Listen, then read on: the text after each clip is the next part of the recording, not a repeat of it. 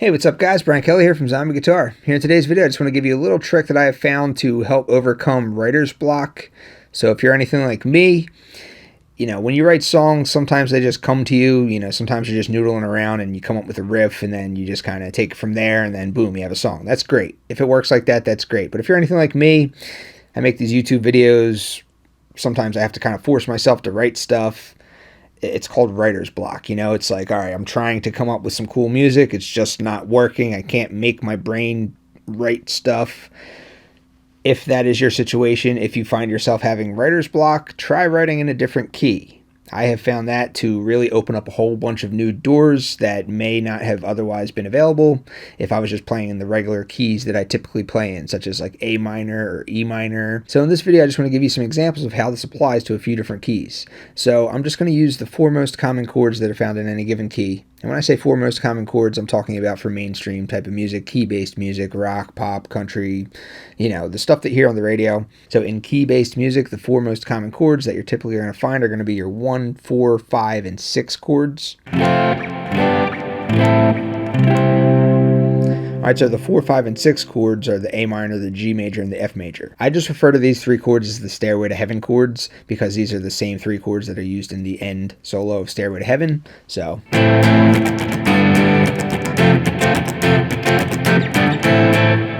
Stairway to Heaven, they just kind of play power chord forms. So they just kind of reduce the major and minor chords down to power chords. But that's what's going on there. It's an A minor, G major, F major chord. So that's your 4, 5, and 6 chord, and then the 1 chord for this key would be your C major chord. So if you're anything like me, you've probably played in this key a million times. You've probably noodled around with an F major, a G major, an A minor, and a C major chord a bunch of times before. This is the key of A minor. This is the key of C major. I just refer to this as the same key. It's just one of the 12 possible key signatures for which you can write music in. This key, for me personally, causes a lot of writer's block. Just because I play in it all the time, I find it hard to come up with new and interesting ideas when I play the same exact stuff that I've been doing over and over and over for years. So, just the other day, I needed to come up with some music. I wanted to make something up for YouTube. I started out in A minor like I always do, wasn't working out, so I'm like, you know what, I'm just going to write something in 1/2 step lower. I'm going to take the entire key and I'm just going to transpose everything 1/2 step down. So what does that do? So instead of having an F major chord as my 4 chord, a G major chord as my 5 chord, A minor chord as my 6 chord, C major chord as my 1 chord, I just have to shift all of those down by 1/2 step. The F major becomes, if you shift that down by 1/2 step, it becomes an E major chord. That's 1/2 step lower than an F major. The G major chord, if you shift that down a 1/2 step lower, that becomes an F sharp major chord.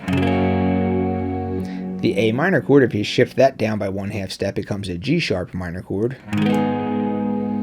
The C major chord, if you shift that down by 1/2 step, it becomes a B major chord. Alright, so you have these chords now.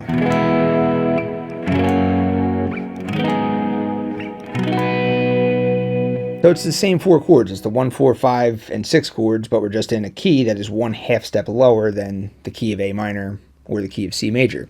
So this now opens up some new possibilities that were not possible for the key of A minor. One big one is the fact that the 4 chord, which happens to be the E major chord right here,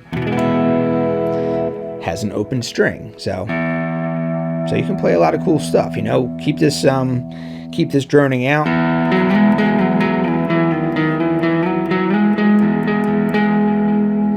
So another cool thing about this key, this is the key of G sharp minor that we're in now. G sharp minor has the relative major of B major. So the key of G sharp minor and the key of B major are the same key signature. They have the same chords, the same notes, everything. So what that tells you is the note B, since B is like the parent note, this is all the parent major key that this is all coming from, is the key of B major. So there's special importance to that note B, right? So we happen to have a B string, so you can use that for your songwriting. So not only do we have this E string that we can play around with, we have this B string that we can play around with too. I'm not saying that these open strings are always going to sound good, but we know that the note E is part of the key, so it's going to work sometimes, more often than not. And we know that the note B is also part of the key, so that's also going to work more often than not. So let's see what we can come up with. So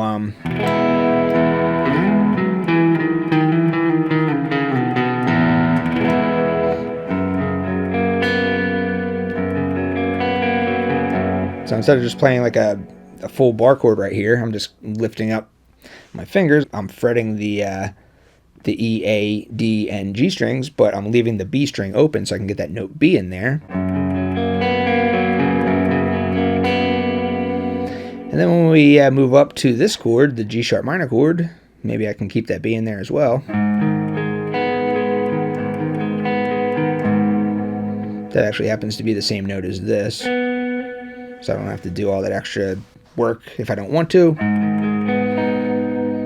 And then when we get to the 1 chord of this key, which is a B major chord, I could also get the open B string in there too.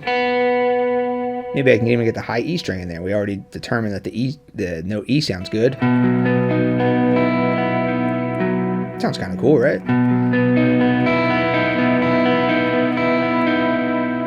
Come down to here.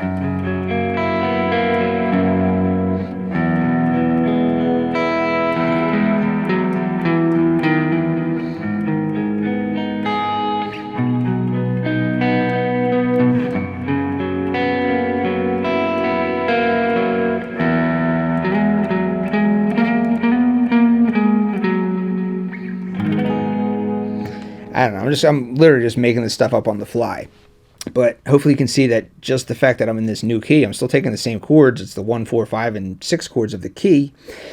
But now I have these open strings that I can play around with. So I can make some interesting sounding chords. I can come up with some, cool little fills and whatever. It's just, breaking through the writer's block. That's the whole idea. Let's try to shift everything down by 1/2 step more and see what happens. All right, so our chords were 6, 5, 4, and this was our 1 chord up here. So take the 6 chord, which was a G sharp minor chord, move that down by 1/2 step. That becomes a G minor chord. And then the 5 chord of the last example was right here. It was an F sharp major chord. You move that down by 1/2 step. It just becomes an F major chord. And then the 4 chord, which was an E major chord. So you're not really going to be able to move this down any further in this direction. But what's less than E? What's 1/2 step less than E? E flat. So you can find an E flat chord elsewhere on the fretboard. I'm just going to come up here. Here's an E up here. Just move 1/2 step down, so that's an E flat chord. The 1 chord is now B flat. 1 less than B is B flat. So 6, 5, 4, 1. All right, so now that we've determined our 1, 4, 5, and 6 chords for this new key that we're playing in, let's now look and see if there's anything interesting that may help us with songwriting. So first of all, this is the key of G minor that we're in now, which has a relative major of B flat major. G minor, B flat major, that's a relative major minor pair. So one notable thing about this key, if we're referring to this key as its minor name, which is G minor as opposed to B flat major, then we have an open G here, so we can kind of use that. So let's just play around with that. Let's see how that works. Let's say that let's say we want to do an E flat to an F to a G to a B flat. That's going to be the progression.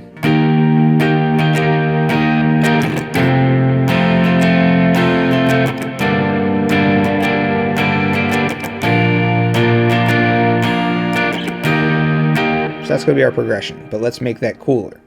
So we're just going to throw this open G string in there as much as possible using those 4 chords.